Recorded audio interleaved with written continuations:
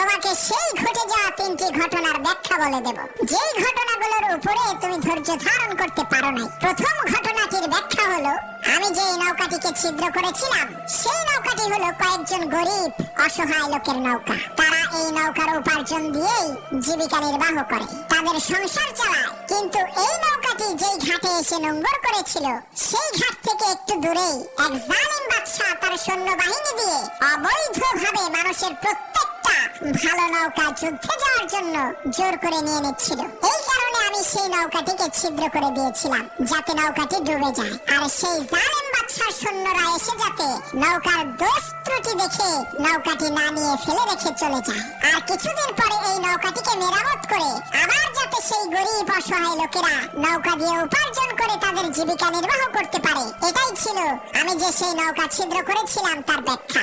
আর যে বাচ্চাটিকে আমি হত্যা করেছিলাম তার মা বাবা ছিল খুবই ভালো মানুষ, নেককার পরহেজগার আল্লাহওয়ালা খোদাভীরু মানুষ। কিন্তু মহান আল্লাহ রাব্বুল আলামিন আমাকে জানিয়ে দিয়েছেন যে এই বাচ্চা ভবিষ্যতে নমরুদ আর ফিরাউনের মতো পৃথিবী বিখ্যাত কাফের হবে, আল্লাহ তাআলার সাথে নাফরমানি করবে, মা বাবার সাথে নাফরমানি করবে, তার জান্নাতি মা বাবাকে জাহান্নামে নিয়ে যাবে। এই কারণে মহান আল্লাহ রাব্বুল আলামিন আমাকে হুকুম দিয়েছেন যে এই বাচ্চাকে তুমি হত্যা করো। এই বাচ্চার বদলতে আমি আল্লাহ ওই বাচ্চার মা বাবাকে ওর চাইতে অনেক জ্ঞানবান, অনেক সুন্দর আর অনেক সুদর্শন নেককার সন্তান দান করব। মুসা, তুমি কি মনে করেছো আমি এই সব কাজ নিজের ইচ্ছায় করেছি? কখনোই না। এই সমস্ত কাজ আমি মহান আল্লাহ রাব্বুল আলামিনের ইচ্ছায় করেছি, আল্লাহ তাআলার হুকুমে করেছি।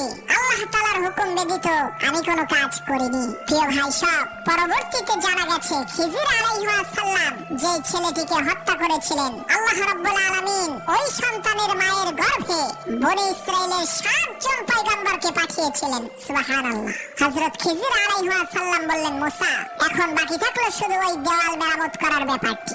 আমরা যে দেওয়ালটি মেরামত করেছিলাম ওই দেওয়ালের নিচে গুপ্তধন রয়েছে, আর এই গুপ্তধনের মালিক হলো 2 জন এতিম ছেলে। ওই 2 জন এতিম ছেলে আবার গ্রামে থাকে না, তারা শহরে থাকে। তাদের বাবা ছিল খুবই ভালো মানুষ, নেককার মানুষ।